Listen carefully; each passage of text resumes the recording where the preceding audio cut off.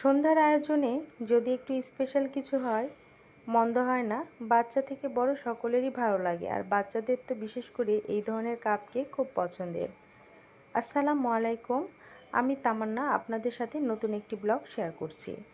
গতকাল রাতে, বেশ গভীর রাতেই বাচ্চাদের ইচ্ছে হয়েছে কাপ কেক খাওয়ার।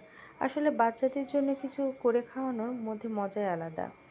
আর কিছুক্ষণ পর পর এসে উকিঝুঁকি দিয়ে দেখছে কতটুকু হয়েছে, কি হয়েছে, কখন খাবে। এটো আমার ছোট ছেলেটা কোনোভাবেই আম কিংবা কোনো ফল খায় না, যার কারণে একটু বুদ্ধি করে তার জন্য পিওর একদম ম্যাঙ্গোর যে রস থাকে সেটি দিয়ে তৈরি করে ফেলেছি ম্যাঙ্গো কাপকেক। আর মেয়ে খাবে স্ট্রবেরি।